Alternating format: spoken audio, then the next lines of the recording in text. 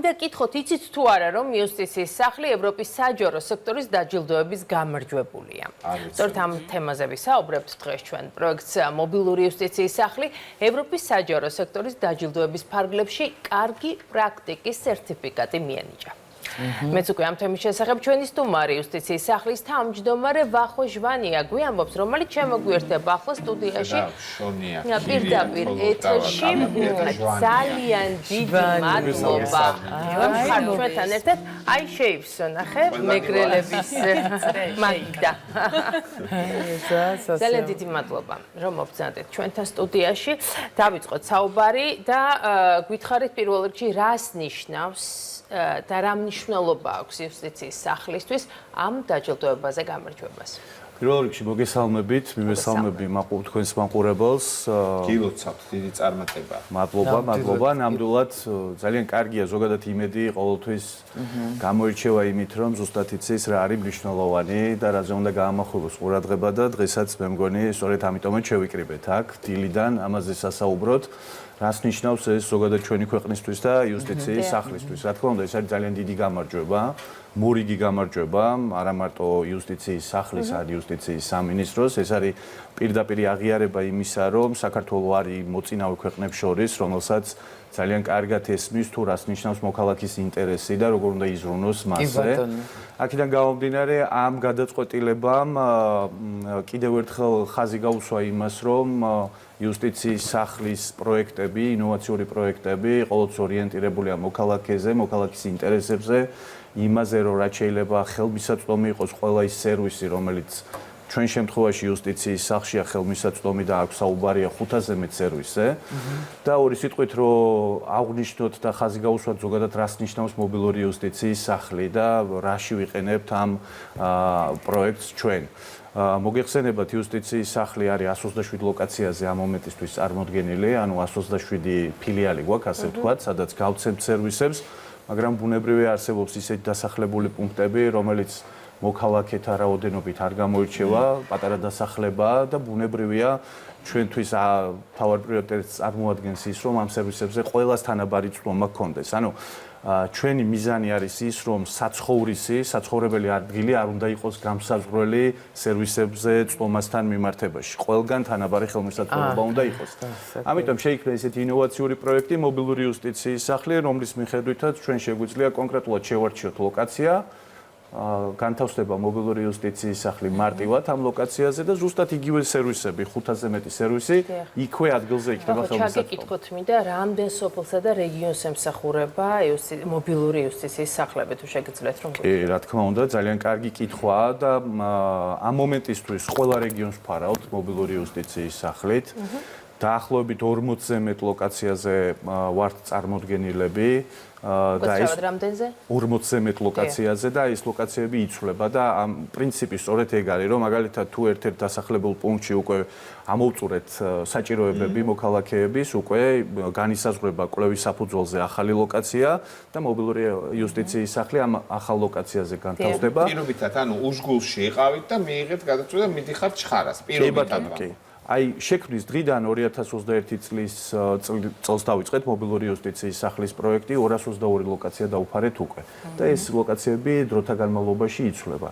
აი პროექტის მნიშვნელობას რო გაუსვათ ხაზი 2021 წლიდან 250,000-ზე მეტმა საქართველოს მოქალაქემ და ჩვენმა სტუმარმა ისარგებლა მობილური იუსტიციის სახლის. რამდენმა გააქვთ სტატისტიკა, რამდენმა ისარგებლა? 250,000-ზე მეტმა. საკმაოდ ბევრია. კი, რა თქმა უნდა. ბატონო, უბრალოდ დიახ. კი, ეს არის კიდევ ერთხელ იმის დასტური, რომ დაუბრუნდეთ მნიშვნელობას ამ გადაწყვეტილებისა, კიდევ ერთხელ არის დასტური იმისა, რომ ზოგადად იუსტიციის სახლებზე თქვენთვისაც ცნობილია, რომ ყველა იძახის, რომ ეს არის განსაკუთრებული პროექტი, სადაც ვთქვათ, ადამიანს შეუძლია წუთებში აიღოს პასპორტი, პირადობა და ასე.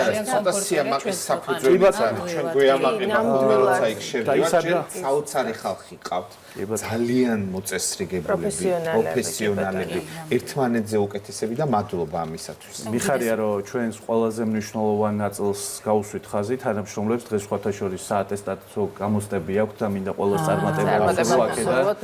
მე ვეცადე, რომ დილით თბილისში ვინც აბარებდა გამოცდას, მათ დავხვდეთ მოვედროდი და ადგილზე მესურვებინა წარმატება, მაგრამ აქედან მთელ საქართველოში უსურვებ მათ წარმატებას. მადლობა.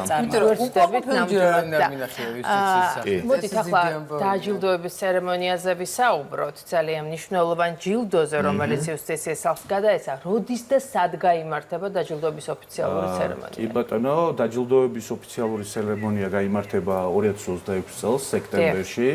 მიწვეულები ვართ ნიდერლანდებში, სადაც ოფიციალურად გადმოგვეცემა ეს ჯილდო, ისე ამ ჯილდოს შესახებ რომ გქონდეს მოკლე ინფორმაცია, ეს ჯილდო გადაეცემა ისეთ პროექტებს, რომელიც ხელს უწყობს საჯარო მმართველობის განვითარებას, ინოვაციების, ტექნოლოგიების გამოყენების საფუძველზე და რეალურად ამ გადაწყვეტილებით ექსპერტებმა ხაზი გაუსვეს იმას, რომ ჩვენ ვართ ის ქვეყანა, იუსტიციის სახლი არის ის პროექტი და მობილური იუსტიციის სახლი ეს არის ის ინოვაციური მიდგომა, რომელიც ამარტივებს მოქალაქისთვის სერვისებზე ხელმისაწვდომობას და 2 წელიწადში ერთხელ იმართება ხოლმე ესეთი დაჯილდოება, რაც კიდევ ერთხელ უსვამს ხაზს თუ რამდენად მნიშვნელოვანი ჯილდოა, რომელიც იუსტიციის სახლმა მიიღო. ასე რომ მე მინდა თქვენთან ერთად ყველა თანამშრომელს მიულოცო, რომელიც ჩართული იყო ამ პროცესში და ყოველდღურად იერსებით ჩვენს ამ მილოცვას. ქვეყნის წარმატება, ქვეყნის წარმატება და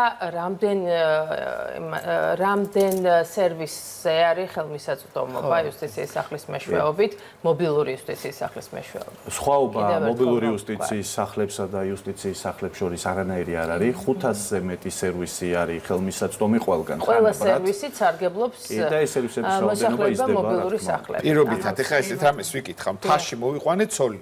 კი ბატონო.